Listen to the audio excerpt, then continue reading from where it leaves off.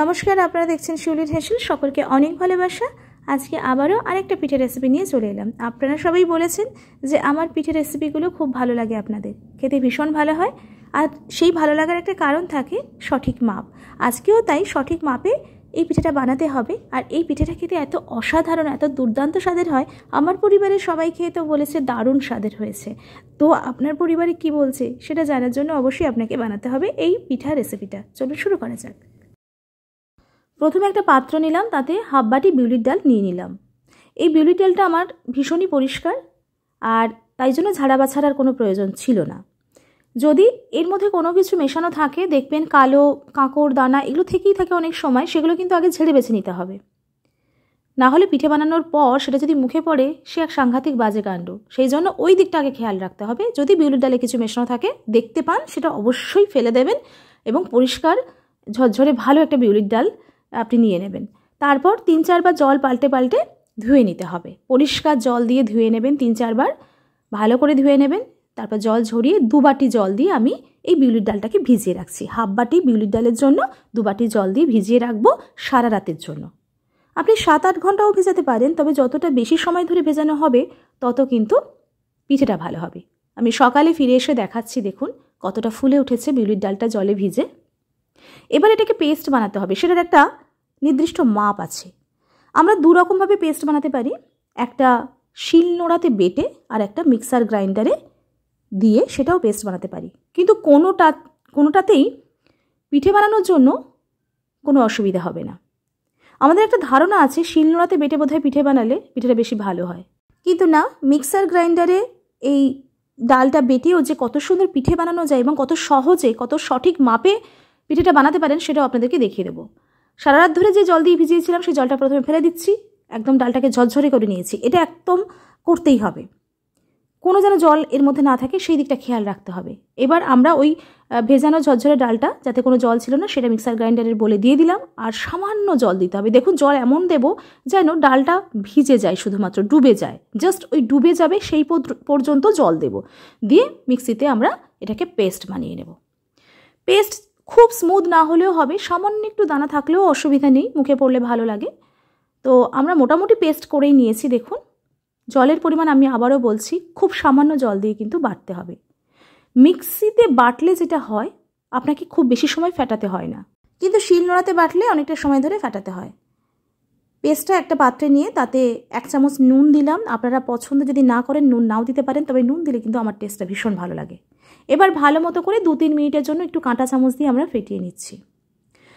যখন দেখবেন এটা বেশ হালকা হয়ে গেছে, ফেটাতে ফেটাতে দেখবেন যে একটু ওই যে পাত্র থেকে উঠে আসছে, বুঝবেন যে আপনার ব্যাটারটা রেডি হয়ে গেছে। আর এছাড়াও আরেকটা জিনিস বুঝতে পারেন, এই যে ব্যাটারটা তৈরি করছেন এখান থেকে একটু বড়ার আকারে একটা বাটিতে জল নেবেন, বড়ার আকারে জলের মধ্যে ফেলবেন। যদি দেখেন যে বড়াটা ভেসে উঠেছে, তাহলে জানবেন ব্যাটারটা একদম সঠিক হয়েছে। কারণ বড়াটা হালকা হলে তবেই ভেসে ওঠে জলের উপরে। এবার একটা পাত্রে সাদা তেল গরম করছি, বেশ ডুবো তেলে ভাজবো, সেই জন্য পরিমাণ মতো তেল দিয়ে সাদা তেলটা গরম করছি। ভাজারও একটা নিয়ম বলে দিই, সেটা হচ্ছে প্রথমে তেলটাকে খুব ভালো করে গরম করে নিতে হবে, একদম হাই ফ্লেমে গরম করতে হবে। আর যখন আপনি বড়া ভাজবেন তখন ফ্লেমটাকে লো করে দেবেন, তারপর বড়াগুলো ছাড়বেন। কখনো হাই ফ্লেমে বড়া ছাড়বেন না। প্রত্যেকবার বড়া ভাজার সময় ব্যাটারটাকে একটু হাত দিয়ে ঘেটে নেবেন। তারপর ছোটো ছোটো আকারে বড়া দিয়ে দেবেন তেলের ওপরে। দিয়ে লো টু মিডিয়ামের মধ্যে আপনার প্রয়োজন মতো বড়াগুলোকে একটু ভেজে নেবেন। আপনি লালচে করেও ভাজতে পারেন বা একটু সাদা সাদা করেও ভাজতে পারেন। যেহেতু এটা নলেন গুড়ের শিরায় পড়বে, তার জন্য এটা লালচে করে না ভাজলেও হবে, কালারটা খুব ভালো আসবে। তো আমাদের ভাজা চলছে। আপনারা দেখবেন যে মিক্সার গ্রাইন্ডারে বাটাটা ভীষণই সহজ, খুব তাড়াতাড়ি বাটা হয়ে যায়, কোনো কষ্ট ছাড়া বাটা হয়ে যায়। তো এইভাবে করলে আপনাদের পিঠেটা বানাতে খুব আর ঝামেলা লাগবে না। একটা পাত্রে আমরা নিয়ে নিচ্ছি 2 বাটি জল। আমি যেমন মাপ বলছি জলের ঠিক তেমনটা করুন, তাহলে পিঠার জন্য কোনো শিরা নষ্ট হবে না। 1 টুকরো পাটালি গুড় দিয়েছি। এবার গ্যাসের ফ্লেমটা জ্বালিয়ে এই গুড়টাকে একটু চামচ দিয়ে ভেঙে, আর যতক্ষণ না মোটামুটি গলছে সেই পর্যন্ত একটু ধিমে আছে আমরা এটাকে গরম করব। যখন বেশ এই পাটালি গুড়টা জলের সঙ্গে মিশে যাবে, তখন আমরা দেব নলেন গুড়। 1 বাটি নলেন গুড় আমরা দিয়ে দেব। তাহলে কত হলো? টোটাল আমাদের লিকুইডটা 2 বাটি জল 1 বাটি নলেন গুড় ভালো মতো করে মিশিয়ে ওটাকে এবার ধিমে আঁচে গরম করতে দেব। ওই শিরাটা এখন হচ্ছে, এবার এটা ভাজা হচ্ছে। আমি সাদা সাদা করে ভেজেছি, আপনারা চাইলে লালচে লালচে করেও ভাজতে পারেন। ভাজা হয়ে গেলে এরকম চাকনি দিয়ে আমরা তেল ঝরিয়ে নেব।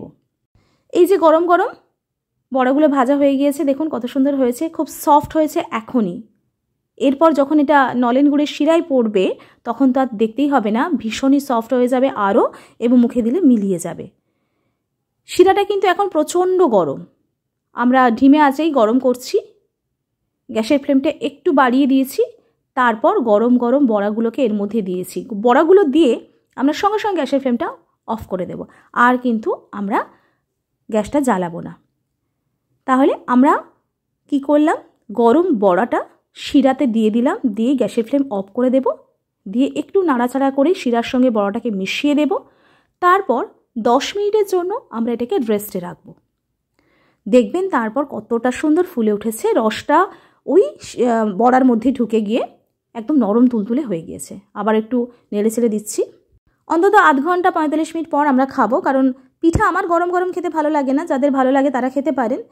একটু ঠান্ডা হলে আমার ভালো লাগে পিঠা খেতে, ঠান্ডা ঠান্ডা পিঠাই আমার ভালো লাগে।